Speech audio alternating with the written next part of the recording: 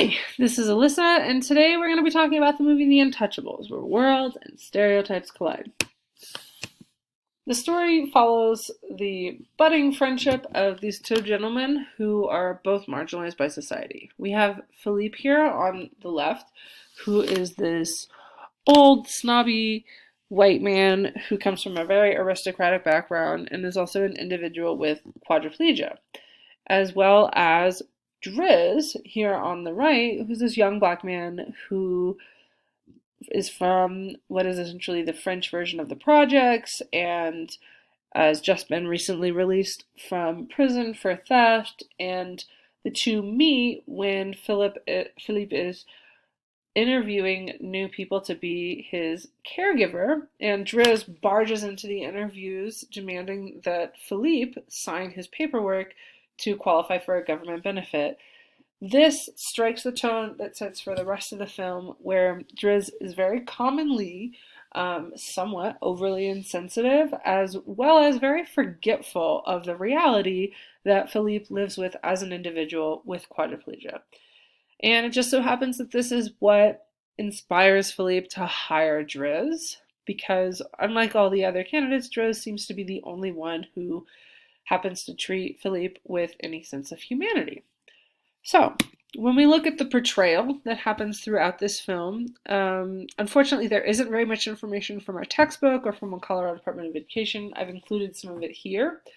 And it is, all the boxes are checked for what this movie portrays, but in order to really explore the portrayal that happens in this movie, let's look at some of the complications of quadriplegia and how they're portrayed in this movie. So there is in particular a training montage where Driz is learning about the different stretches and different activities that they're going to be doing every day to ensure that Philippe does not incur pressure sores, blood clots, different issues with incontinence and respiratory issues and whatnot. And then there's even later on a very poignant scene where they touch on this reality of individuals with quadriplegia living with phantom pain and what that is like for Philippe. So overall, the portrayal is fairly well done. But unfortunately, when we look at the psychosocial stigma, this film falls somewhat short. So there are several ways in which this occurs, but we're going to go ahead and look at the love story that Philippe has in this film. Because, unlike most other parts of this story, it does not follow the similar pattern of confinement, rehabilitation to accepting the confinement that Black and Hayes discuss.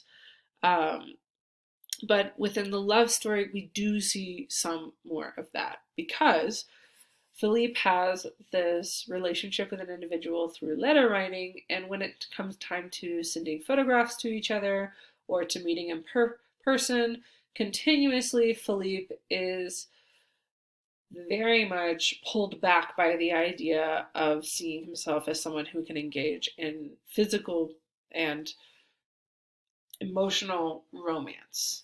Physical lovemaking, they cover in the movie, is not something Philippe feels insecure about in any way. It is actually very confident with. But we do see very clearly that Driz has to be the driving force, has to be the dominant individual in this relationship, acting benevolently to encourage and support, and sometimes without even consent at the very end of inducing this relationship that occurs with Philippe. And sadly, this does follow what Black and Hayes discusses, as well as Longmore, specifically this disbelief that anyone could love them with their quote-unquote imperfections. So, unfortunately, that is true, but there is still a lot to take from this film. There are individuals, as I found, even some papers written on how this film can be used to open up conversations about the humanizing experience of living with a disability, both with students of individuals who are going to be working with people with quadriplegia, as well as individuals with quadriplegia themselves. And this is very important because, as Block says, popular cultural images formed part of the evidence by which doctors determine their own status and the status of their patients with disabilities. So hopefully there will be more and more films like this, and hopefully films that focused less on the love story in the way that this one did, that encouraged these conversations and encouraged these portrayals. From my perspective, I really thought it was most fascinating with the cross-cultural interpretation. This is a French film, and there's actually remakes both in Bollywood and Hollywood that unfortunately have less sensitivity and show a different, more brevity of style of comedy that really takes away from the portrayal. But overall, that just kind of is related to how in classrooms we have to be aware of the different cultural interpretations of individuals with disabilities and individuals overall, and how those are interpreted by all of our students and their families. Thank you for joining me today. Bye.